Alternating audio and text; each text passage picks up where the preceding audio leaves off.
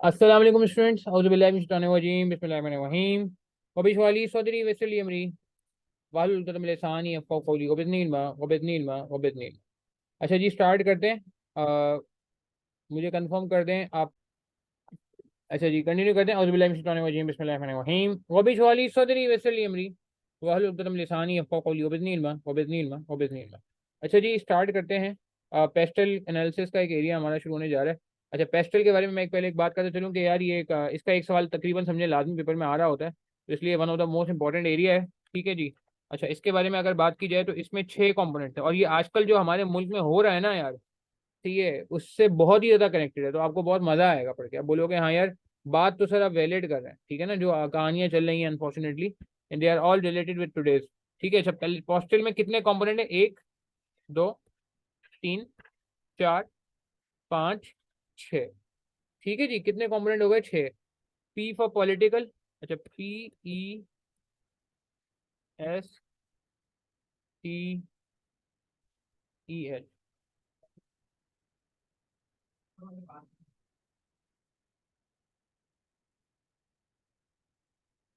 इसमें ये पेस्टल में P for, sorry, P political का है भाई। एक मिनट मुझे आप दें यार।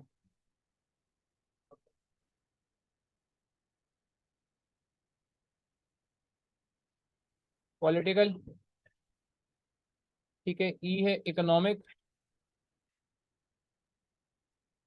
और सी है, एस है सोशल, टेक्नोलॉजिकल,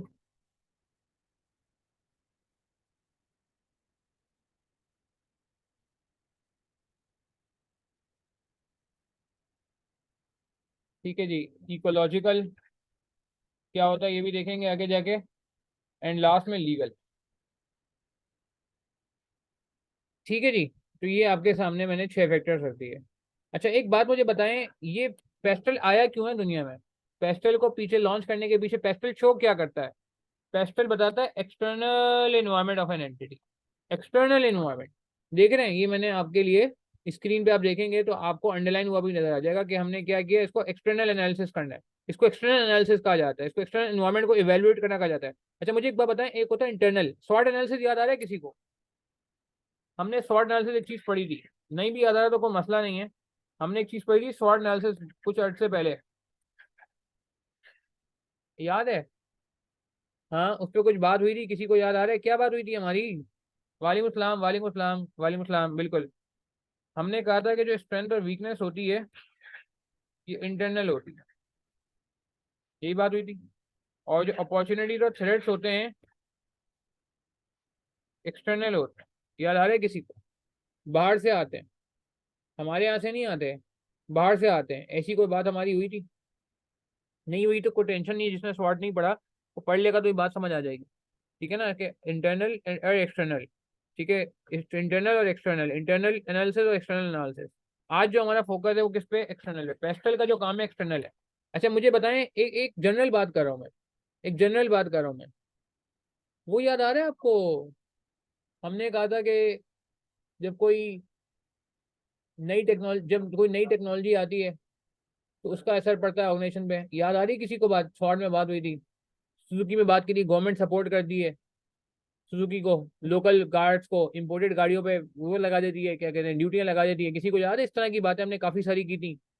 हाँ, तो ये सारा क्या था याद है? External, outside the organisation. तो आज उसको मजीद मजीद ऑर्गेनाइज किया जा रहा है। किसी ने शॉर्ट नहीं भी पढ़ा, टेंशन न ले, क्योंकि आगे शॉर्ट से बहुत ज्यादा लिंक नहीं है ये ना। ठीक है, बस ये किसी ने शॉर्ट पढ़ा होगा तो उसको और आसानी हो जाएगी।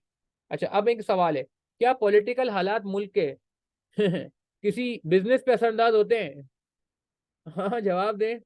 क्या मुल्क के पॉलिटिकल हालात बिजनेस पे असरअंदाज होते हैं? यस और नो?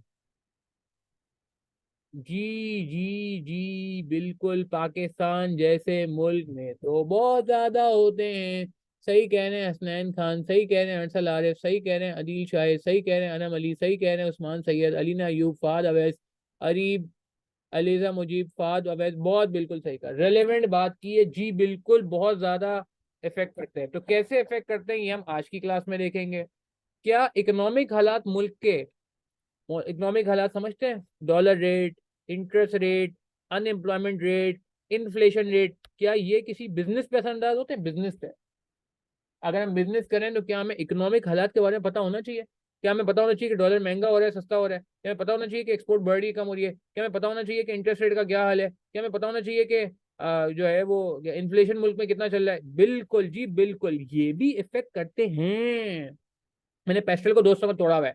आज ये पेस्टल का इंट्रोडक्शन दे रहा हूँ ताकि जहन से ना एक बोझ निकले, पेस्टल का बोझ निकले। अच्छा, क्या मुल्क के सोशल हालात, सोशल हालात का मतलब क्या है कि मुल्क में लोग जो है वो क्या कर रहे हैं, मतलब सोसाइटी इंप्रूव हो रही है, वर्स हो रही है? हाँ, ज्वाइंट फैमिली सिस्टम पे जा रहे हैं, शटल फैमिली सिस्टम पे जा रहे हैं? क्या ये बातें पता होनी जरूरी है? ईद कब आती है, बकरीद कब आती है, कौन सा रिलीजन जो है ज्यादा एक कंट्री में पॉपुलर है, कौन सा रिलीजियस फेस्टिवल आने वाला है, क्या ये बातें पता होनी चाहिए? Society, social. हम्म मेरी बात समझ रहे हैं? पाकिस्तान डे कब बनता है? मैकडोनल्ड ग्रीन हो जाता है उस दिन। आप देखते हैं कभी कभार लोगो चेंज कर देते हैं वो लोग, रमजान आता है, ईद आता है, लोगो चेंज कर लेते हैं लोग अपने। टीवी चैनल्स को देखा है आपने? टीवी चैनल ग्रीन हो जाते हैं। कभी नोट किया आपने? 14 अगस्त को, 14 अगस्त आएगी ना, आप नोट करना, ये सारे टीवी चैनल अपने मोनोग्राम को ग्रीन कर लेते हैं। नोट किया आपने? जियो ग्रीन हो जाएगा, आज टीवी ग्रीन हो जाएगा, ARY ग्रीन हो जाएगा, नहीं? तो ये क्या है? ये सोशल है, ठीक है ना? कोई खुदा ना खासा बॉम्ब ब्लास्ट होता है, कोई प्रॉब्लम होता है तो काला कर लेते हैं, शोक के तौर पे ब्लैक कर लेते हैं, ठीक है? तो माय पॉइंट इज के सोशल, सोसाइटी पता नहीं चाहिए। मैकडोनल्ड रमजान डील निकाल लेता है, हाँ, पेप्सी रमजान डील निकाल लेता है, सही है, KFC की रमजान डील बहुत फेमस है भाई, ठीक है? तो ये क्या है? सोशल। अच्छा, टेक्नोलॉजिकल, क्या टेक्नोलॉजी इफेक्ट करती है? बिल्कुल जी, टेक्नोलॉजी ने देखे ना एजुकेशन को कितना इफेक्ट किया। मैं और अब देखें, अलीना यू के आगे लिखा आ रहा है इस्लामाबाद, तो आई थिंक वो इस्लामाबाद से क्लास ले रहे हैं, if I am not wrong, ऐसा ही है भाई। तो अब हम कराची में बैठ के आपको इस्लामाबाद में पढ़ा रहे हैं, ठीक है ना? इसी तरह कुछ जब BFD के स्टूडेंट होते हैं कुछ UAE में होते हैं, कुछ UAE में होते हैं, UAE समझते हैं कि बाहर, मतलब कुछ सऊदीया में होते हैं। तो टेक्नोलॉजी ने बिल्कुल इफेक्ट किया है जी, बिजनेस को भी इफेक्ट किया है, ठीक है? मेरी बात समझ आ रही है? तो technology is also affecting organisation. अब ये, अच्छा, मैं ये नहीं कह रहा कि हमेशा हर चीज का इफेक्ट पॉजिटिव होता है, हो सकता है किसी का पॉजिटिव हो, किसी का नेगेटिव हो, ये भी हो सकता है, किसी का नेगेटिव भी हो सकता है। मगर अगर आपको दोनों साइडें पता होनी चाहिए, इकोलॉजिकल भी पता होना चाहिए। What is ecological? इकोलॉजिकल का मतलब क्या होता है? माहौलियाती। कभी आपने उर्दू में वर्ड सुना है माहौलियात? एनीवन? नाम सुना है माहौलियात किसे कहते हैं? हम्म तो ये चीज भी तो है कि आप, अब आपने सुना है पाकिस्तान में एसिड रेन्स होती हैं, पाकिस्तान में क्या कहते हैं, डिजास्टर्स का मसला आ रहा है, पाकिस्तान में फ्लड आए, पाकिस्तान में वो कहा जी कहते हैं इन्वायरमेंटल चेंजेस, इन्वायरमेंटल चैलेंजेस बहुत ज्यादा फेस हो रहे हैं। तो ये सारा इकोलॉजिकल है। लीगल, लीगल मीन्स अदलिया, जुडिशरी, अदालत, जज साहब, चीफ जस्टिस ऑफ पाकिस्तान। तो ये लीगल सिस्टम स्ट्रांग होना, वीक होना, क्या ये ऑर्गेनाइजेशन को इफेक्ट करता है? बिल्कुल इफेक्ट करता है। मेरी बात समझ आ रही है? मेरी बात समझ आ रही है? तो ये सारे पेस्टल आपको 6 अलग अलग फैक्टर बता रहा है, पेपर में आपको आइडेंटिफाई करने आने चाहिए, सिनेरियो में से आइडेंटिफाई करने आने चाहिए, कौन सा पॉलिटिकल है, कौन सा इकोनॉमिक है, कौन सा सोशल है, कौन सा टेक्नोलॉजिकल है, कौन सा इकोलॉजिकल है, कौन सा लीगल है। और आपको सिनेरियो में लिखने भी आने चाहिए और आइडेंटिफाई करने भी आने चाहिए। लिखने का मतलब है किसी स्पेसिफिक इंडस्ट्री के बारे में भी आना चाहिए। मेरी बात समझ आ रही है? तो बहुत इंटरेस्टिंग। इकोलॉजिकल मतलब माहौलियात। मुल्क में आजकल पता है, हमारे मुल्क में आजकल ग्लोबल वार्मिंग हो रही है, ग्लेशियर्स मेल्ट हो रहे हैं, डिफॉरेस्टेशन हो रही है। लोग जो हैं वो, अल्लाह माफ करे, मैं बस बोल दूं क्या, ये नहीं बोलूं, कि लोग जो है वो एग्रीकल्चरल लैंड को ट्रिम करके DHA बना रहे हैं, ठीक है ना, प्रॉपर्टीज बना रहे हैं, रेसिडेंशियल सोसाइटीज बन रही हैं, एग्रीकल्चरल लैंड को बिल्कुल खत्म किया जा रहा है, इकोलॉजिकल चेंज आ रहा है जी। मेरी बात समझ रहे हैं? ठीक है, खैर। तो मैं ये नहीं कहूंगा कि हर चीज का इफेक्ट पॉजिटिव है, मैं ये नहीं कहूंगा कि हर चीज का इफेक्ट नेगेटिव है, कभी पॉजिटिव होता है, कभी नेगेटिव होता है, डिपेंड करता है। मगर आज का टॉपिक बड़ा इंटरेस्टिंग है, आज का टॉपिक बड़ा रेलिवेंट है, आज का टॉपिक बहुत प्रैक्टिकल है। आज का टॉपिक ये कहता है कि मुल्क में जो भी हालात हों, इकोनॉमी के, मईशत के जो भी हालात हों, सोसाइटी का जो भी, जिसे कहते हैं ना कि ट्रेंड हो, टेक्नोलॉजी जितनी भी जो है वो क्या कहते हैं रेलिवेंट हो, इकोलॉजिकल फैक्टर्स, लीगल फैक्टर, ये सारे के सारे ऑर्गेनाइजेशन को हिट कर रहे होते हैं, हिट कर रहे होते हैं। अब कैसे हिट कर रहे होते हैं? इनकी मुख्तलिफ शक्लें, इनकी मुख्तलिफ शक्लें। अच्छा, मुझे एक बात बताएं, हमारे मुल्क में डॉलर रेट बढ़ गया ना आज, ठीक ठाक बढ़ा आज, ठीक है? तो मुझे बताइए किस फैक्टर को इफेक्ट कर रहा है? पॉलिटिकल है, इकोनॉमिक है, सोशल है, टेक्नोलॉजिकल है, इकोलॉजिकल है, या लीगल है? क्योंकि आपको आइडेंटिफिकेशन भी आनी चाहिए ना। डॉलर बढ़ना किस कैटेगरी में जाएगा। प्लीज पार्टिसिपेट करेंगे सब यार, देखो मजा नहीं आएगा, वरना गलत बता दो कोई मसला नहीं है, मगर ना बताओगे तो मसला है। सही कह रहे हैं, फाद अवैस, हसनैन खान, अरीब, अरसल आरिफ, उस्मान सैयद, अब्दुल राफे, नहीं अब्दुल राफे आपका सही नहीं है, उस्मान सैयद तक सही है। अलीजा मुजीब, अलीना अयूब, आप दोनों का सही है। अदील शाहिद आपका भी सही है। बिल्कुल जी, इकोनॉमिकल है ना, सोशल कहाँ से आ गया, सोसाइटी थोड़ी इन्वॉल्व है चंदा, अब्दुल राफे सोसाइटी इन्वॉल्व नहीं है ना, और पॉलिटिकल भी नहीं है कि कोई मुल्क के मतलब ये तो इकोनॉमिकल हालात है कि जी हमारी करेंसी जो है वो खराब होती जा रही, खराब होती जा रही। मेरी बात समझ आ रही है मैं कहना क्या चाह रहा हूँ? ठीक है, तो पॉलिटिकल से बिस्मिल्लाह करते हैं, ये सारी बातें यहाँ पे लिखी हुई हैं। अच्छा, ये पेस्टल एनालिसिस है, इसको सिलेब भी कहते हैं। सिलेब में एक एक फैक्टर हट जाता है। और एक और भी आपको कुछ बुक में नजर आएगा, पेस्ट एनालिसिस। आई कैप में ना हर चीज पे अलग अलग चैप्टर है। आगे जाके इसका अलग चैप्टर है, इसका अलग चैप्टर है, इसका अलग चैप्टर है, इसका अलग चैप्टर है, इन सब पे अलग चैप्टर है ना। ऑलमोस्ट कुछ एक आध दो टॉपिक मर्ज हो गए होंगे, अलग बात है, मगर मेजोरिटी पे अलग अलग चैप्टर है। अच्छा, हम इसको ऐसे नहीं पढ़ रहे। हम इसको कैसे पढ़ रहे हैं? हम इसको ऐसे नहीं पढ़ रहे हैं। हम इसको ऐसे पढ़ रहे हैं कि हम ना पहले जरा इसका आज इंट्रोडक्शन ले लेते हैं कि पी क्या कहता है, ई क्या कहता है, एस क्या कहता है, फिर उसके बाद रेलिवेंट चैप्टर जब आएगा ना तो हमें दुश्वारी नहीं होगी, इंशाल्लाह बहुत दुश्वारी नहीं होगी। सही है ना, फिर हमें बहुत ज्यादा दुश्वारी ना ही होगी, ना ही होगी, ठीक है ना। अच्छा, स्टार्ट करते हैं पॉलिटिकल फैक्टर से। तो पेस्ट में इन्होंने क्या किया, पेस्ट में इन्होंने लीगल को पॉलिटिकल को मर्ज कर दिया। लीगल पॉलिटिकल बहुत क्लोज होते हैं तो मर्ज कर दिया इन्होंने पेस्ट में। और इकोलॉजिकल भी गायब कर दिया इन्होंने, ठीक है ना। तो ये खैर, अच्छा पॉलिटिकल इकोनॉमिक। अच्छा, अब मुझे बताएं क्या पॉलिटिकल, अब अगेन मैं कह रहा हूँ ना, आज की क्लास लकीली तो नहीं कहना चाहिए, मुल्क अनलकी हुआ है, मगर हम लकी हो गए आज की क्लास की वजह से। The political environment consist of political factors. The political environment consists of political factors that can have a strong influence on the business. क्या आप एग्री करते हैं? Strong influence on the business, business पे ठीक ठाक फर्क पड़ता है पॉलिटिक्स का यार। हाँ या ना? बिल्कुल जी बिल्कुल, देखे ना, कारोबार बंद हो गया आज, पहिया जमा हड़ताल है मुल्क में। हम्म।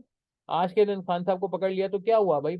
बिजनेस ठप हो गया, स्टॉक मार्केट क्रैश कर गई, डॉलर रेट बढ़ गया, ट्रांसपोर्ट बिजनेस भी जीरो पे चला गया। नहीं, ट्रांसपोर्ट के अलावा आम बिजनेस में भी आप देखें, जो शॉप्स हैं बड़ी बड़ी मार्केट में, सब बंद है। ठीक है ना, बहुत सारे बिजनेस को प्रॉब्लम है। मैं देख रहा था, हैबिट का नाम सुना है आपने? हैबिट एक स्टोर है, बहुत जबरदस्त ब्रांडेड स्टोर है कराची में। उसने अपने आउटलेट के आगे जो है ना टेंट लगा दिए कि तोड़ फोड़ में ये ना हो कि हमारा शोरूम तोड़ दिया जाए। ठीक है ना, तो खोलना तो दूर की बात है, उसने बाहर से टेंट लगा दिया कि आप गुजरते हुए भी जो है ना, उसको डर लगता है कि लोग गुजरते हुए ये ना हो कि उसको तोड़ फाड़ कर दे। हाँ बिल्कुल, ऑडी का शोरूम भी जलाया कल, तो बिल्कुल उसका वहाँ पे एमजी का शोरूम भी है हैबिट में ना, असल में हैबिट के आसपास। तो मेरा पॉइंट समझ ना मैं कहना क्या चाह रहा हूँ? तो तो तो coming back to the point, इन्होंने पंच लाइन बड़ी जबरदस्त दी है कि पॉलिटिक्स का बहुत ज्यादा इफेक्ट पड़ता है। अदर, अच्छा, in other organisation investment decision by company will be influenced by factors such as stability of the political system in a particular country. भाई, पॉलिटिकल सिस्टम कैसा है? आपने अक्सर सुना होगा मुल्क में इन्वेस्टमेंट नहीं आ रही। आपने अक्सर सुना होगा कि मुल्क में इन्वेस्टमेंट नहीं आ रही, मुल्क में लोग पैसा लेके नहीं आ रहे, क्योंकि पॉलिटिकल हालात मुल्क के जो है ना वो इजाजत नहीं दे रहे। मेरी बात समझ आ रही है? सही है ना। तो पॉलिटिकल फैक्टर्स जो हैं वो हमारे बहुत ज्यादा इन्फ्लुएंस करते हैं कि क्या चल रहा है मुल्क में, स्टेबिलिटी कैसी है, threat of government action to national. अच्छा, अब मैं एक बड़ी प्यारी एग्जांपल दूंगा हमारे मुल्क में ना, एक तो ये तो मसले मसाइल जो आजकल चल रहे हैं वो तो एक अलग है। हमारे मुल्क में एक स्पेशल मसला भी हो चुका है बहुत सालों पहले, जिसकी वजह से ना लोग अभी तक घबराते हैं। आपको पता है प्राइवेटाइजेशन क्या होती है? किसी को idea what is privatisation? Chat के थ्रू बताएं, प्राइवेटाइजेशन किसे कहते हैं? गवर्नमेंट अगर प्राइवेटाइज करती है तो ये इसका मतलब क्या होता है? इसका मतलब ये होता है प्राइवेटाइजेशन का कि गवर्नमेंट अपने कंट्रोल खत्म कर देती है, ये बहुत लिमिटेड कर देती है, और प्राइवेट कंपनी को उसका सारा शेयर दे देती है, ऐसा है। ठीक है, ये बिल्कुल ये होता है प्राइवेटाइजेशन। मगर हमारे मुल्क में अनफॉर्चुनेटली एक जमाने में नेशनलाइजेशन, एक फनी स्टोरी सुनाता हूँ आपको, फनी स्टोरी। नेशनलाइजेशन हुआ था भुट्टो साहब के दौर में। नेशनलाइजेशन क्या होता है जी? प्राइवेटाइजेशन का उल्टा। क्या होता है नेशनलाइजेशन? कि गवर्नमेंट एक्वायरिंग प्राइवेट बिजनेसेस। लो जी, लेट से कबाबजी बहुत अच्छा चल रहा है।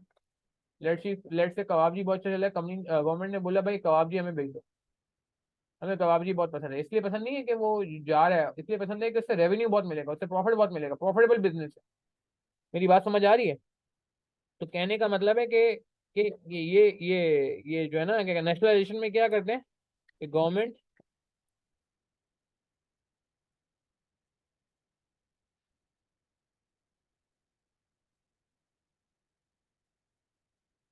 बाय प्राइवेट बिजनेस, ठीक है ना।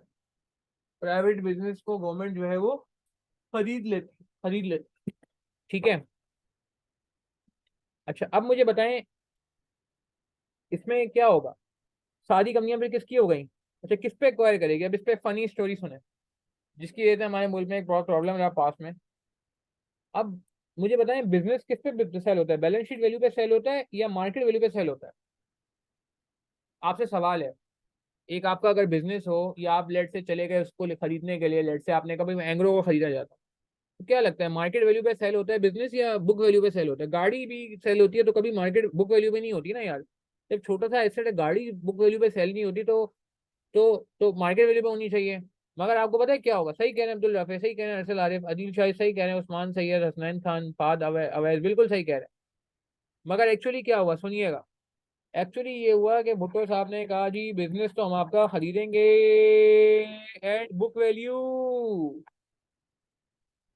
बैलेंस शीट लाइए साहब, अपनी बैलेंस शीट दिखाइए, उसमें जो वैल्यू बनेगी आप वो ले लीजिए।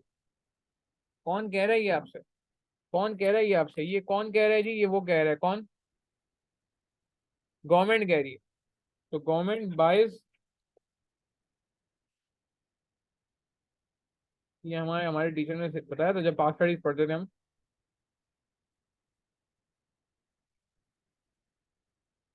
बुक वैल्यू को कैरिंग अमाउंट भी कहते हैं, बैलेंस शीट वैल्यू भी कहते हैं।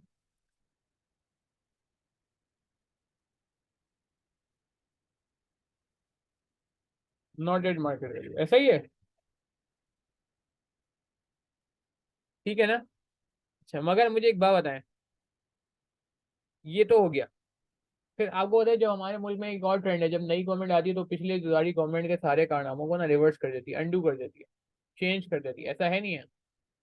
तो भुट्टो साहब ने जो है ना, बेचारों ने जो है वो जितने बिजनेस थे प्रॉफिटेबल बिजनेस सारे के सारे भुट्टो साहब ने जो है वो गवर्नमेंट को बोला खरीद लिए जाए, खरीद लिए जाए, ठीक है। अच्छा मुझे एक बात बताएं, गवर्नमेंट सही तरह काम रन कर सकती है बिजनेस, या प्राइवेट कॉर्पोरेट सही तरह रन कर सकती है, जवाब दें, आपकी क्या राय, कौन ज्यादा अच्छे से बिजनेस को रन कर सकता है। कौन, ऑब्वियसली आप देखें ना फर्क, आप मुझे बताएं पीटीसीएल ज्यादा अच्छा इदारा है या मोबिलिंग ज्यादा अच्छा इदारा है। के इलेक्ट्रिक का हाल आपके सामने है। हाँ भाई के इलेक्ट्रिक का हाल आपके सामने है यार, हालांकि प्राइवेट हो गई है के इलेक्ट्रिक, मगर खुद थोड़ा बहुत गवर्नमेंट का हिसाब किताब है, सबको छोड़े पीआईए का हिसाब किताब आपके सामने है यार। मैं कैसे भूल गया, पीआईए का नाम सुना है आपने, PIA, Pakistan airline, international airline.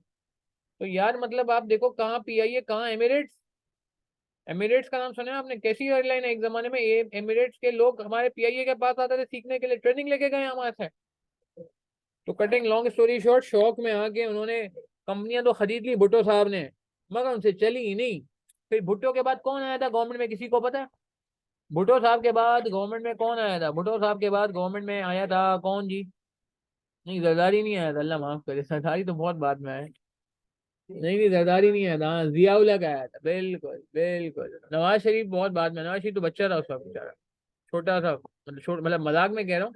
जिया उल हक आए थे, बिल्कुल जनरल जिया उल हक साहब।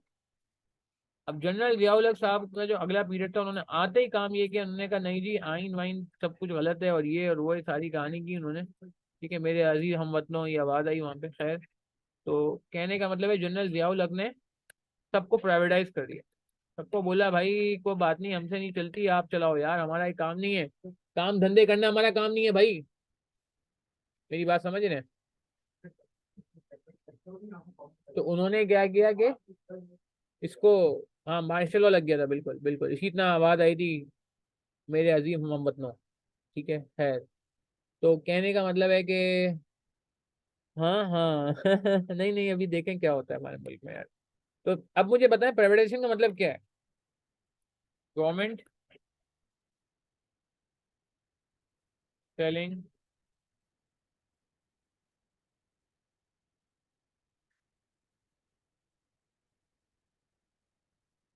गवर्नमेंट सेलिंग, यार एक मिनट, एक मिनट, हाँ एक मिनट,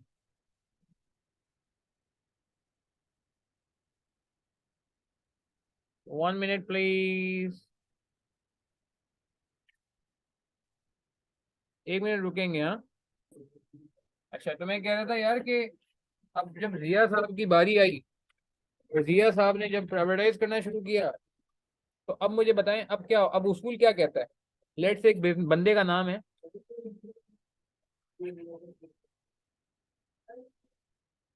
एक बंदे का नाम है मिसाल के तौर पे बाबर आजम, ऐसे ही मजाक में ले रहा हूँ, बाबर आजम का नाम बड़ा अच्छा लगता है हमें। तो बाबर आजम मिसाल के तौर पे उस वक्त जो थे ना, एक और बाबर आजम थे उस वक्त, ठीक है। तो बाबर आजम ने ना अपना बिजनेस बेचा था, बड़ी मेहनत की कमाई थी, उनका क्रिकेट बैट का बिजनेस है उस जमाने में मिसाल के तौर पे, ठीक है ना। तो इन्होंने अपना बिजनेस मिसाल के तौर पे 1 करोड़ रुपए का बेच दिया गवर्नमेंट, मजबूरी में रोते धोते। बाबर ने कहा बड़ी यादें वाबस्ता है मेरी इस बिजनेस से, बेचना नहीं चाहता मैं इसको, मगर आप जबरदस्ती कर रहे हैं मेरे साथ। उन्होंने कहा जी क्या करें, गवर्नमेंट है, सरकार है। अब मेरा सवाल ये है कि वक्त का पहिया घुमा, बाबर आजम ने बड़ी मुश्किलों से 1 करोड़ रुपए लिए, दिल पे पत्थर रख के, और फिर हट गए बिजनेस से, गवर्नमेंट ने चलाने की कोशिश की, ठीक है।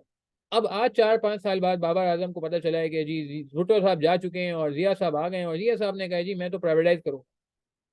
अब बाबर आजम जो है 1 करोड़ रुपए जेब में लेके, ऑब्वियसली हालात सही नहीं होते, मगर एक बात है कि 1 करोड़ रुपए का ब्रीफ केस लेके जो है पहुंच गए गवर्नमेंट के पास, जिया साहब के पास। गवर्नमेंट गवर्नमेंट में आ गया, बिजनेस प्राइवेटाइज कर रहे हो ना, ये लो 1 करोड़ रुपए और मुझे बिजनेस वापस करो। अब आप मुझे बताएं, क्या गवर्नमेंट ऑफ पाकिस्तान, आपको गवर्नमेंट ऑफ पाकिस्तान से बहुत भरोसा है ना, भरोसा आप पे, आपको भरोसा है ना। अब आप मुझे बताएं, क्या गवर्नमेंट ऑफ पाकिस्तान बाबर आजम को 1 करोड़ रुपए में वापस कर देगी उसका बिजनेस, यस और नो।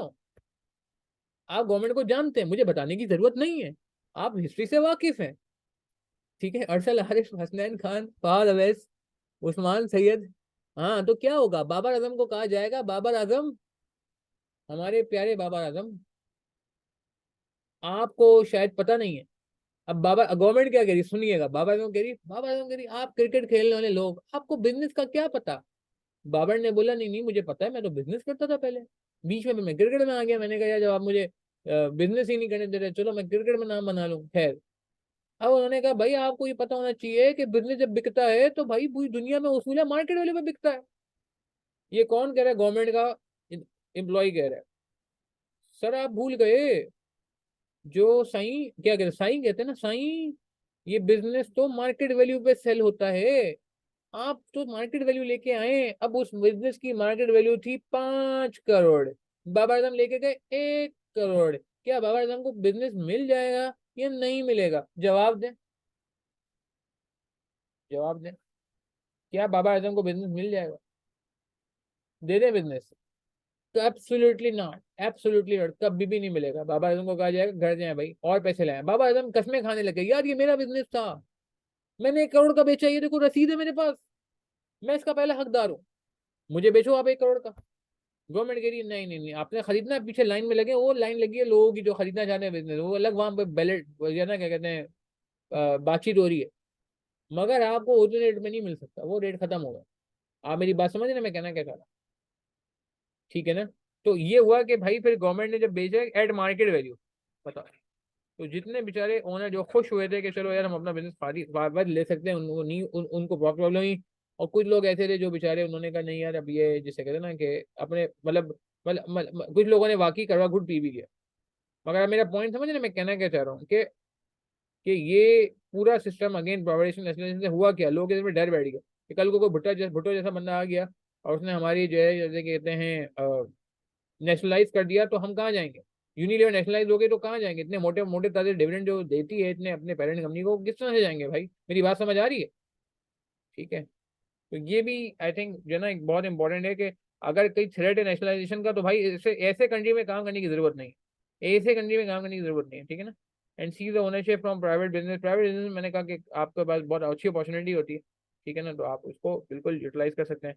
अच्छा, और क्या कह रहे हैं, वॉर्स एंड अनरेस्ट, मुझे बताएं यूक्रेन में कोई बिजनेस करना पसंद करेगा आज के दौर में, जवाब दें। क्या हम यूक्रेन में जाके काम करना पसंद करेंगे, यूक्रेन में जाके हम सीए करना पसंद करेंगे, यूक्रेन में जाके मैं पढ़ाना पसंद करूंगा, फिजिकली बात हो रही है। इनफैक्ट ऑनलाइन ही मुश्किल होगी, मुझे डर लगा रहेगा कि यार कल को यूक्रेन में कोई मसला हो गया, मैं ऑनलाइन कैसे पढ़ा सकता हूँ यार, लोग कैसे पढ़ेंगे ऑनलाइन, पेमेंट वेमेंट का भी इशू होगा और वैसे भी इशू होगा। आप मेरी बात समझ रहे हैं। तो इसका मतलब वॉर से भी बड़ा फर्क पड़ता है, सिविल अनरेस्ट, सिविल अनरेस्ट का मतलब क्या है कि अफरा तफरी मच गई, बिल्कुल बिल्कुल बिल्कुल, उससे भी फर्क पड़ता है। मैंने जैसे आपको दोपहर में ही बताया था, आपने कहा था नहीं जैसे कहते हैं ना, दोपहर कह रहा हूँ। हाँ, तो मेरी बात समझ रहे हैं। तो अफरा तफरी भी जो है ना, वो क्या कहते हैं, आपकी इसमें असर करती है। तो थ्रेड ऑफ टेररिस्ट एक्टिविटी, अगर कोई टेररिस्ट एक्टिविटी होगी खुदा ना खासा, हमारे मुल्क, हम हमसे ज्यादा कौन जानता है, हम तो सताए हुए हैं ना यार। हमारे मुल्क में टेररिज्म के नाम पे कितना प्रॉब्लम हुआ है। क्रिकेट टीमों ने आने से मना कर दिया, इंजीनियर्स ने आने से मना कर दिया, बहुत अरसे तक ऐसा हुआ, अब जाके अल्लाह अल्लाह करके जो है चीजें रीस्टोर हुई हैं, बहाल हुई हैं। आपको याद है ना, नहीं आते थे लोग, फॉरनर्स नहीं आते थे। खैर, तो ये सारे फैक्टर्स जो हैं, जो पॉलिटिकल फैक्टर हैं, जो ऑर्गेनाइजेशन को हिट कर रहे होते हैं, जो ऑर्गेनाइजेशन को इफेक्ट कर रहे होते हैं, जो बातें आपको जहन में रखनी चाहिए। अच्छा, मुझे एक बात का जवाब दें। अब जैसे मैं एक और एग्जांपल देता हूँ, नीचे वैसे आ रही है कि अफगानिस्तान में जब अमेरिका नहीं था, तो क्या उस वक्त हम कह सकते हैं कि डिफरेंट हालात हुआ करते थे, इंडियंस भी थे और मतलब ये सारी चीज, मगर जैसे ही वहाँ पॉलिटिकल हालात चेंज हुए और वहाँ पे गवर्नमेंट चेंज हुई, अब आपने देखा क्या हुआ। चीजें चेंज हुई है ना यार, मैं ये नहीं कह रहा कि पॉजिटिव है नेगेटिव है, मगर एक बात कर रहा हूँ। ठीक है। अच्छा, अब मेरा एक सवाल है कि अच्छा, मेरी बात समझ आ रही है कि अगर आप ये पाकिस्तान के लिए नहीं है, किसी भी कंट्री में जाओगे तो उस कंट्री का पहले, वो कहते हैं ना, ये पॉलिटिकल सिस्टम देख लो कैसा है। सही है, उस कंट्री में देख लो कि नेशनलाइजेशन तो नहीं हो जाएगा, उस कंट्री में देख लो कि कोई वॉर सिविल अनरेस्ट तो नहीं हो जाएगा, कंट्री में देख लो कि भाई कोई फलाना खासा टेररिस्ट एक्टिविटी और थ्रेड का तो अंदेशा नहीं है। क्योंकि अगर ये सारी बातें हैं तो फिर मसला हो जाएगा यार, पॉलिटिकल फैक्टर में ये सारी बातें आती हैं। ठीक है, अब मैंने कुछ एग्जांपल दी आपको, भुट्टो ने नेशनलाइजेशन की थी, जिया ने प्राइवेटाइजेशन की, और उसके मैंने आपको मसले बताया कि लोगों को उल्टा नुकसान हो गया, बैठे बैठे नुकसान हो गया, बैठे बैठे नुकसान हो गया, आपका बिजनेस आपकी बॉय से दूर हो गया, खुद ही दूर हो गया, ऑटोमेटिकली दूर हो गया। कसूर वसूर नहीं है आपका कोई, आपका बस कसूर ये था कि आप, बस क्या कहूँ मैं, गवर्नमेंट के उसमें थे। ठीक है ना।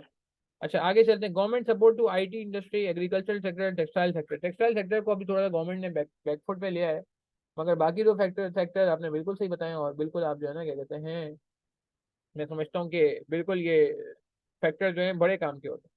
ठीक है। अच्छा, फिर इसका गवर्नमेंट इंटरवेंशन के इलेक्ट्रिक एंड स्टील मिल,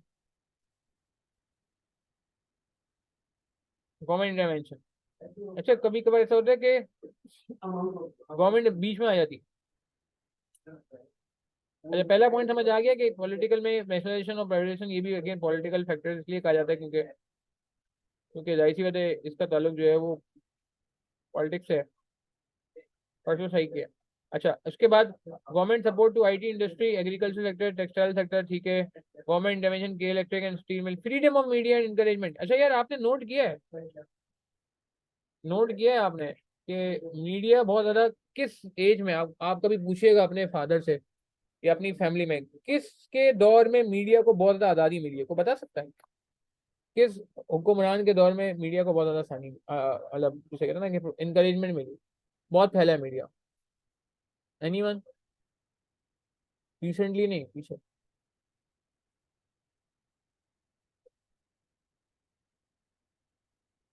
हम्म। नहीं नहीं, फिजिकल ऑनलाइन कंबाइन नहीं हो रही, पीछे ऑफिस से ले रहा हूँ नेट की वजह से ना। पता नहीं, जनरल मुशर्रफ, बिल्कुल सही कहा, असलैन खान मुशर्रफ, परवेज मुशर्रफ के दौर में बहुत ज्यादा मीडिया को सपोर्ट किया गया। ये जियो वियो वो अलग बात है, बैन वैन भी लगे हैं परवेज मुशर्रफ के दौर में, मगर परवेज मुशर्रफ ने जितना सपोर्ट किया, मैं समझता हूँ उससे पहले कभी किसी ने मीडिया को इतना सपोर्ट नहीं किया था। ये 2000 ऑनवर्ड्स की बात है।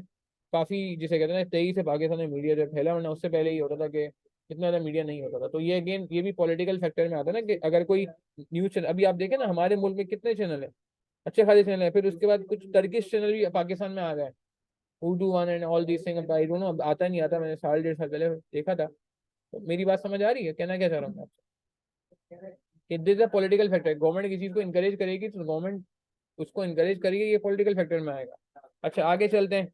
एडिडास और Nike factory in Bangladesh and China. यार आपने सुना है कि एडिडास, ये बड़ी बड़ी फैक्ट्रियां इंडिया में और बांग्लादेश में क्यों होती हैं? क्योंकि उनके लोग वहां पे सपोर्ट करते हैं। ये सुनिए बात आपने, नहीं, उनके लोग सपोर्ट करते हैं ना।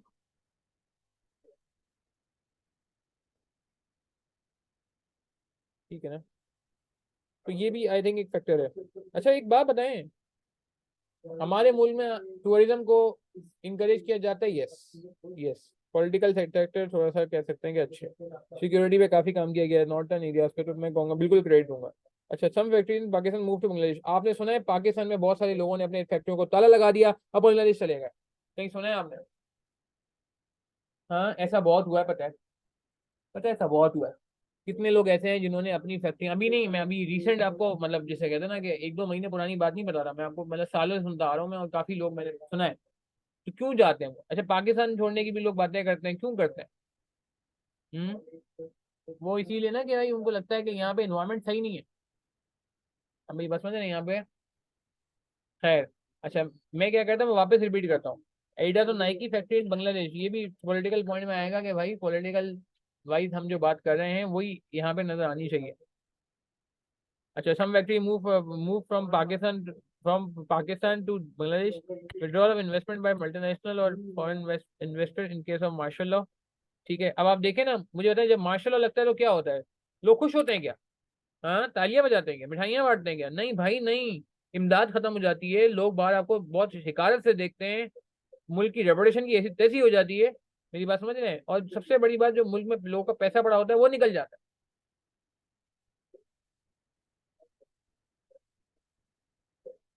ठीक है, बात समझ आ रही है? ठीक है, बांग्लादेश का टका बहुत ताकतवर हो गया, बिल्कुल। तो विड्रॉल ऑफ इन्वेस्टमेंट बाय मुफ्ती, sorry, multinationals and foreign investor in case of martial law. ये फॉरेन आप देखेंगे, अगर खुदा खासा कंटिन्यूसली वो हुआ तो। ठीक है, बात समझ आ रही है? अच्छा, आगे चलते हैं। Uncertainty to invest in developing countries such as Zimbabwe और इथोपिया। जिम्बाब्वे इथोपिया जैसे कंट्री में वैसे ही बड़े मसले रहते हैं कि पता नहीं क्या होगा। ठीक है, तो ये भी अगेन पॉलिटिकल फैक्टर है कि इतनी सर्टेनिटी नहीं है, अनसर्टेनिटी है।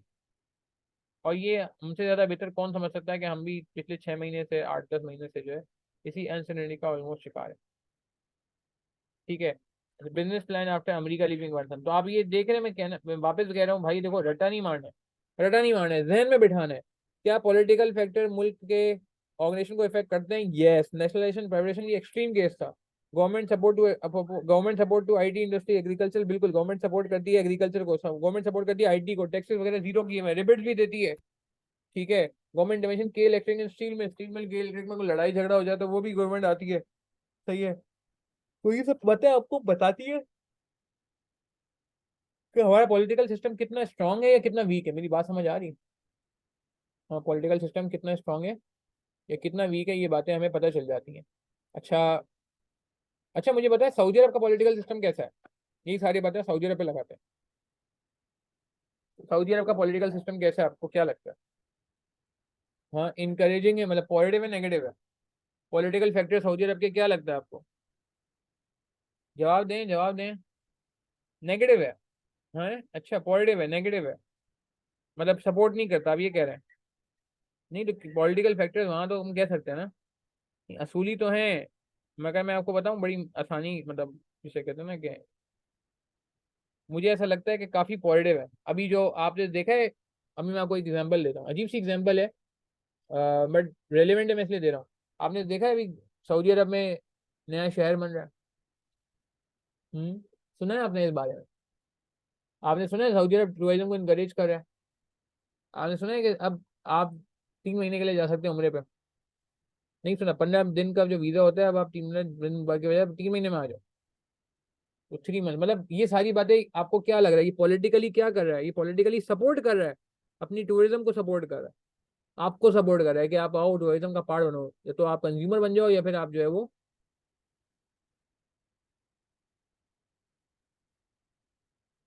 ठीक है जी, बात समझ आ रही है? बिल्कुल बिल्कुल, $180 मिलियन की इन्वेस्टमेंट करते हैं, तो ये अगेन सारी बातें बतानी चाहिए। गूगल की एग्जाम्पल है, पॉलिटिकल इशूज थे तो उन्होंने अपना सर्च इंजन बना लिया था।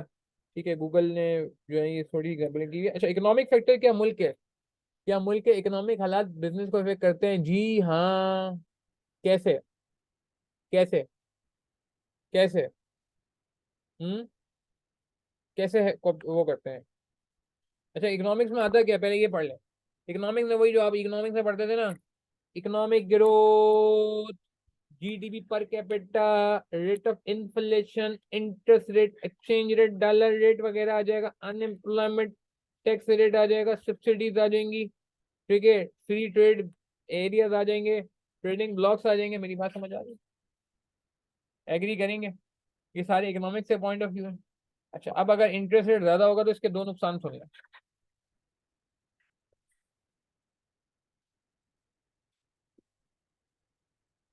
हाँ, बिल्कुल बिल्कुल बिल्कुल, मैं बात करता हूँ फायदा। वैसे ये बहुत अच्छी बात की आपने। मुझे बताएं, इंटरेस्ट रेट अगर हाई होता है, अगर इंटरेस्ट रेट इंक्रीज होता है तो दो नुकसान होते हैं।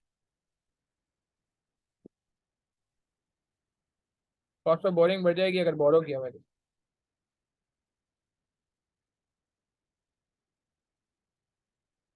ठीक है, cost of borrowing will rise.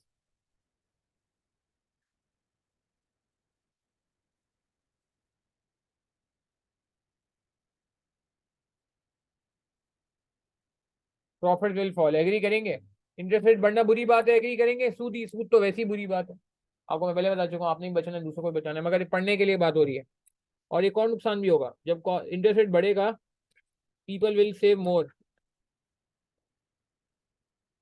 उनको पैसे जमा करने में फायदा ज्यादा आ रहा है ना, रिटर्न ज्यादा मिलेगा, हराम इनकम ज्यादा मिलेगी। पीपल विल सेव मोर, ये इकोनॉमिक्स में भी ऐसे होता था, ऐसा है नहीं है? मुझे जवाब बताएं भाई। अगर किसी को अच्छे पैसे मिल रहे हैं रिटर्न पे तो बोलेगा खर्च करने का क्या फायदा, वाइस वर्सा है। हाँ, अगर आपको पैसे इतने नहीं मिल रहे तो आप बोलते हो कि यार मतलब, तो कहने का मतलब पीपल विल सेव मोर, जब पीपल सेव ज्यादा करेंगे।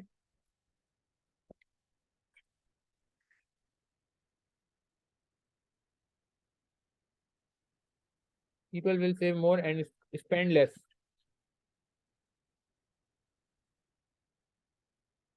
ठीक है ना?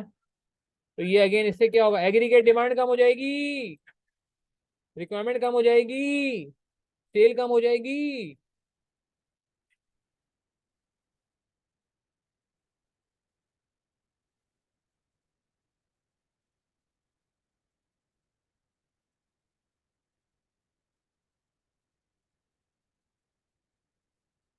Aggregate demand will fall, sale will decrease.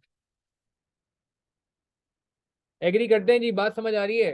अच्छा, मुल्क में डॉलर का रेट बढ़ गया, इससे क्या नुकसान होगा? इंपोर्टर को क्या होगा, इंपोर्टर को जो इंपोर्ट करने जा रहा है। इंपोर्टर को क्या होगा? ओ।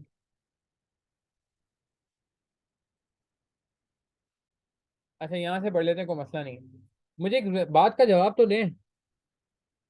अगर हमने $1000 की एक चीज मंगवाई है, और तो सुनिएगा, ठीक है? तो मुझे बताएं, अगर हम $1000 की चीज मंगवाएंगे और 280 का रेट है डॉलर का, तो कितने रुपए देने पड़े? चैट के तो पार्टिसिपेट करें जरा, कितने रुपए देने चाहिए थे?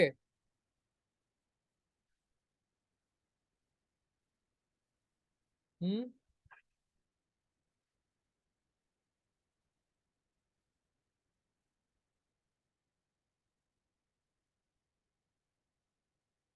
बताएं। हाँ, 2,80,000 देने चाहिए थे। बिल्कुल सही कहा, very good very good very good. अब सुनिएगा।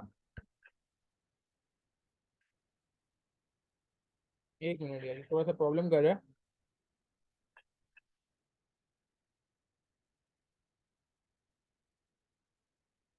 अब अगर रेट डॉलर का चेंज हो गया है,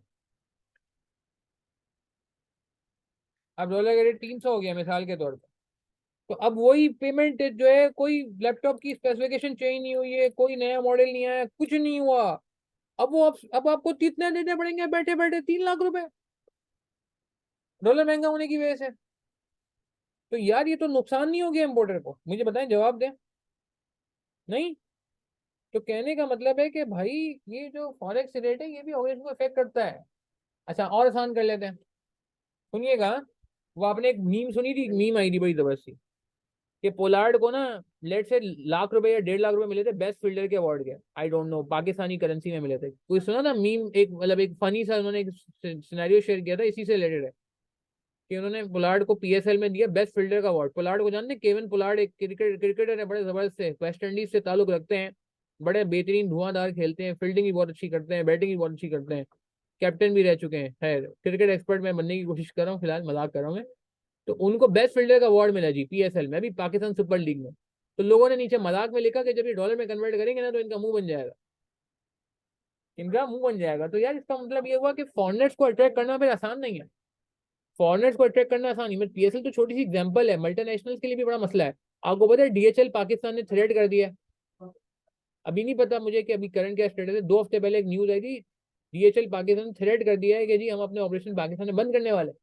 पाकिस्तान का डॉलर ही नहीं है, हमें डॉलर भेज रहे हैं, हमारा जो पेरेंट कंपनी है वो हमसे कह रहा है यार डॉलर कहाँ है, डॉलर भेजो, रिटर्न भेजो, हमारे पास डॉलर ही नहीं भेजने को। आप मेरा पॉइंट समझ रहे हैं मैं कहना क्या चाह रहा हूँ? ये बड़ा सीरियस फैक्टर है यार, पॉलिटिकल फैक्टर, इकोनॉमिक फैक्टर को आप हल्का नहीं ले सकते। मुल्क में इकोनॉमिक ग्रोथ चल रही है या मुल्क खराब चल रहा है अच्छा चल रहा है, इसका बहुत असर पड़ता है आपके बिजनेस पे। क्योंकि देखिए मुल्क अच्छा चलेगा तो लोगों की इनकम ज्यादा होगी, जब लोगों की इनकम ज्यादा होगी तो लोग स्पेंडिंग ज्यादा करेंगे, स्पेंडिंग ज्यादा करेंगे तो आपका प्रोडक्ट भी ज्यादा बिकेगा, सेल भी ज्यादा होगी। मेरी बात समझ आ रही है मैं कहना क्या चाह रहा हूँ? ये पूरी इकोनॉमिक्स है, ये पूरी मल्टीप्लायर इफेक्ट है, ये पूरा कनेक्टेड है। जिन लोगों ने इकोनॉमिक्स नहीं भी पढ़ी है यार, मैं कोई बहुत आपसे रॉकेट साइंस बातें नहीं कर रहा हूँ, नॉर्मल बातें हैं ये। ठीक है ना? अच्छा अब आ जाए नीचे इन्फ्लेशन। इन्फ्लेशन से भी मैंने आपको बताया, इन्फ्लेशन से दो नुकसान हो जाते हैं।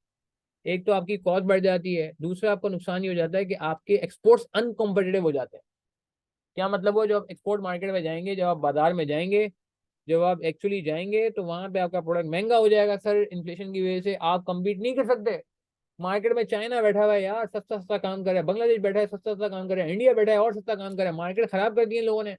आप कह रहे हैं जी मैं तो जो है ना वो $100 का बेचूंगा, वही चीज सामने वाला $70 का बेच रहा है। क्यों लेगा वो आपसे $100 का? आप बोले मुझे महंगा मिला, भाई महंगा मिला ये आपकी गलती है।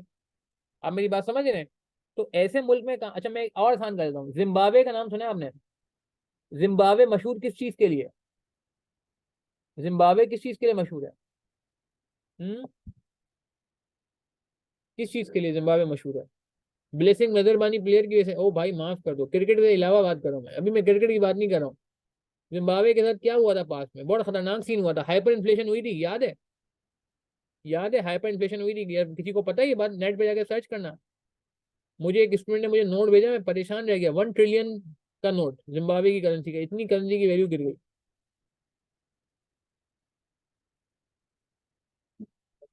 मेरी बात समझ आ रही है?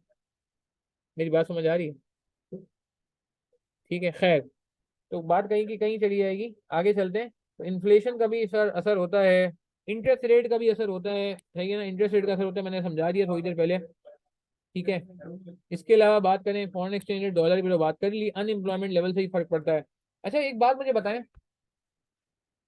वियतनाम का 5 लाख वाला लोन है, श्रीलंका के साथ रिसेंटली हुआ है, बिल्कुल सही कहा आपने। अच्छा मैं ये कहता हूँ जिम्बाब्वे में इन्वेस्टमेंट करना पसंद करेंगे आप? सवाल है मेरा आपसे।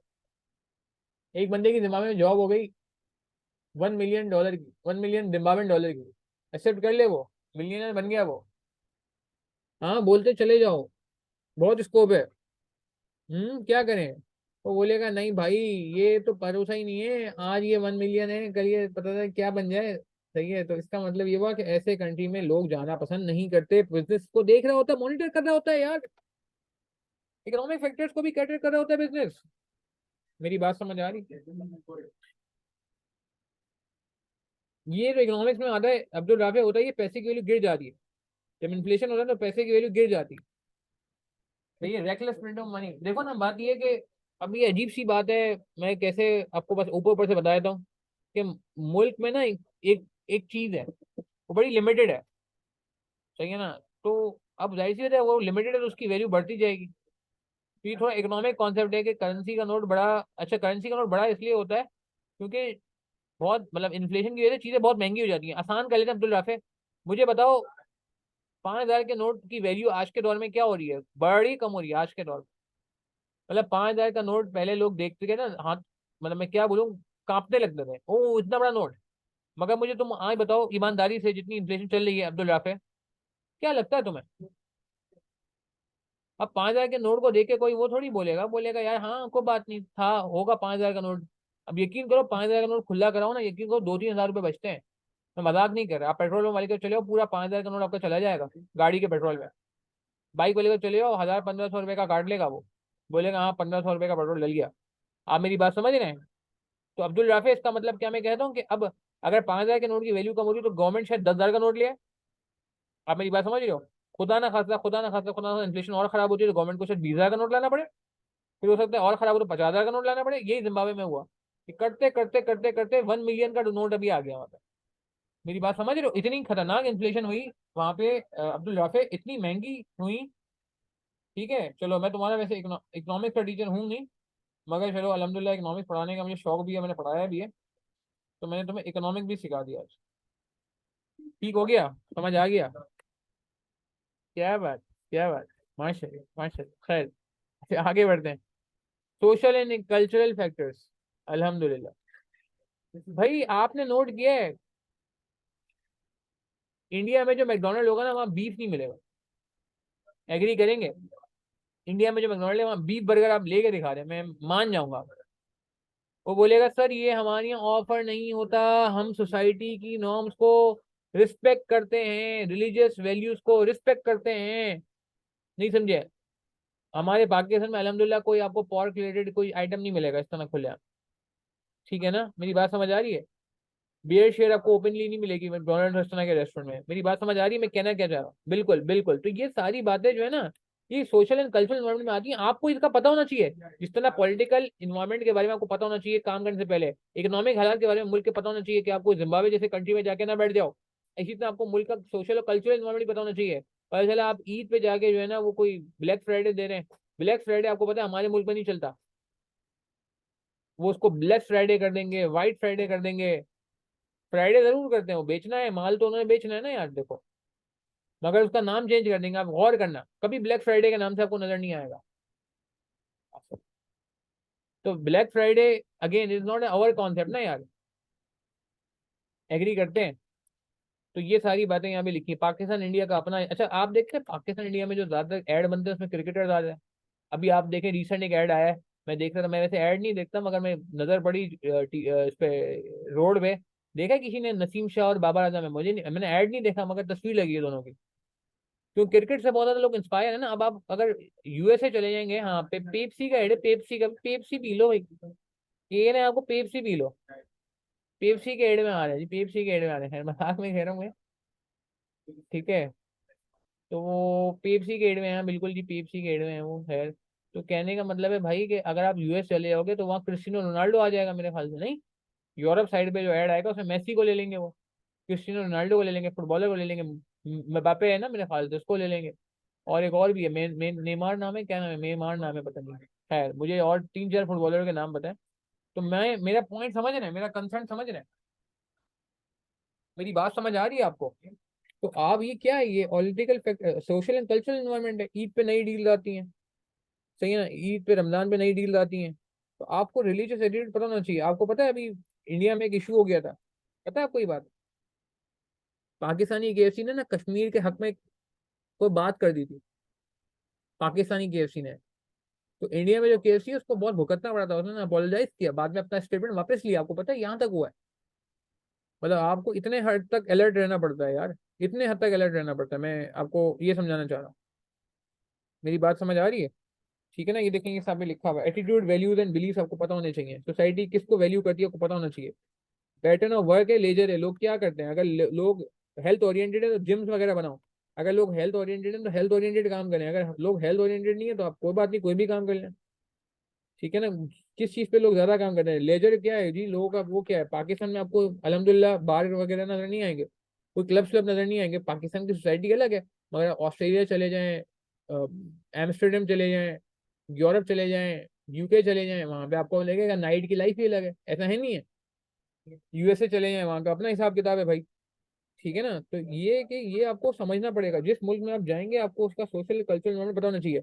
आपको पता है जापान में गिफ्ट नहीं दे सकते ऐसे, प्रोफेशनल टाइम में, बिजनेस आवर्स में आप किसी को गिफ्ट नहीं दे सकते, ब्राइब समझ लेते हैं, मैंने सुना है। तो इसका मतलब ये हुआ कि यार आपको अगर नहीं पता होगा तो आप फंस जाओगे। बिजनेस करना है ना यार, तो आपको उस जगह का सोसाइटी का और कल्चरल इन्वायरमेंट पता होना चाहिए, नॉर्म्स पता होने चाहिए, वैल्यूज पता होनी चाहिए। ये ना हो कि बीफ बर्गर बेचना शुरू कर दिया इंडिया में आपने। नहीं नहीं नहीं नहीं नहीं। कुछ एग्जाम्पल है, मैं क्लास में डिस्कस की, पेप्सी आप देखो, पेप्सी रमजान में हमेशा डील निकालती है। ठीक है ना? एडवर्टाइजमेंट में इंडिया में नहीं निकालेगी, पाकिस्तान में निकालेगी। आप चेक करें ना, इंडिया में कोई रमजान डील के नाम से नजर नहीं आएगा। इसी तरह पाकिस्तानी प्लेयर्स क्रिकेटर्स आएंगे पाकिस्तान के स्टारों में, वहां पे यूरोप में फुटबॉलर आ जाएंगे। बीफ और मीट प्रोडक्ट इंडिया में नहीं कर सकते आप, मैंने आपको बताया। अच्छा एक और एग्जांपल भाई, आपको पता है हर, आपने कभी देखा है दवाइयों में फनी सा सीन लिखा होता है? तमाम दवाएं बच्चों की पहुंच से दूर रखें, और तबीयत ज्यादा खराब हो तो डॉक्टर से रुजू करें। ये कहीं आपने पढ़ा है? दवाइयों में लिखा होता है, उर्दू में भी लिखा होता है, इंग्लिश में भी लिखा होता है। हाँ। खैर, तो ये क्या है? पेनाडॉल में भी लिखा होता है, तो ये क्यों है? ये इसलिए लिखा है कि सोसाइटी और कल्चरल इन्वायरमेंट कि डिफरेंट डिफरेंट, जैसे कहते हैं ना कि हर कंट्री में अलग अलग उसकी लैंग्वेज में भी लिखा होना चाहिए। ये ना हो कि आप सिर्फ उर्दू में लिख रहे हो, दुनिया में आपने उर्दू लैंग्वेज और इंग्लिश में लिख दिया। नहीं नहीं नहीं, लोकल लैंग्वेज। श्रीलंका में मेडिसिन इंपोर्ट होती है ना, श्रीलंका में जब मेडिसिन इंपोर्ट होती है तो श्रीलंकन लैंग्वेज भी लिखी होती है। चाइना में लिखा होगा तो चंग चंग चोंग चोंग, जो भी उनकी लैंग्वेज है वो भी लिखी होगी। ठीक है ना? इमरान डील आ गई, ब्लेस फ्राइडे आ गया। ठीक है ना? तो मैं सारी एग्जांपल थी। यार देखो, थ्योरी को ना समझ, थ्योरी को रटा नहीं लगाना। देखो मेरा जो आज की क्लास का एक पर्पज है ना, आई डोंट नो आप में से कितने लोग हैं जिनकी आज पहली क्लास है मेरे साथ। कोई है ऐसा जिसने आज फर्स्ट टाइम मेरे साथ पढ़ा हो, या आप लोग सब पहले से हो मेरे साथ? आपकी पहली क्लास है अब्दुल हसीब पटनी की। चलो गुड। लाइफ पहली है हम की। ठीक है, फहद अवैस की सेकंड क्लास है। तो यार देखो, थ्योरी का ना मेरा अपना यही है हिसाब किताब। एमएफए की पहली क्लास है आदिल शाह की। Okay good. देखो थ्योरी को ना एंजॉय करो। ठीक है। अच्छा, एमएफए की पहली क्लास है, कॉस पढ़ा है आपने हमसे, ठीक है। तो देखिए, एमएफए की थ्योरी को ना एंजॉय करें। हम लोग थ्योरी में ना मार खा रहे हैं। मैंने थ्योरी के लिए अप्रोच बताई है, मैं वापस रिपीट कर रहा हूँ। मैंने पिछला पोस्ट सेशन में भी बात की। बस ये करके मैं क्लास एंड करता हूँ क्योंकि नमाज का टाइम हो गया यहाँ पे ना। तो भाई मैंने ये कहा था आपको, यार थ्योरी के लिए ना आप पहला काम ये करेंगे, अंडरस्टैंड करेंगे, समझेंगे। समझेंगे जो मैं आपके लिए कोशिश कर रहा हूँ। दूसरा काम आपने ये करना है, अंडरस्टैंड करके अपने नोट बनाने। देखो मेरे पास अभी इतना टाइम नहीं है कि मैं आपको नोट बना के दूं। ये नोट जो मेरे बने हुए, इनके बाद आप अपने नोट बनाओ, ताकि आपके जहन में बैठे। माइंड मेकिंग टेक्निक कहलाती है। तीसरा काम ये, नोट को याद करो। चौथा काम ये कि इसके फिर प्रैक्टिस, कुछ क्वेश्चन आ रहे हैं आगे, वो सॉल्व करो। आप मेरी बात समझ रहे हो? ठीक है। और फिर छठा काम ये कि जो पॉइंट मिस है उसको नोट कर लो। ये काम आपने कर लिया, थ्योरी पैक हो जाएगी।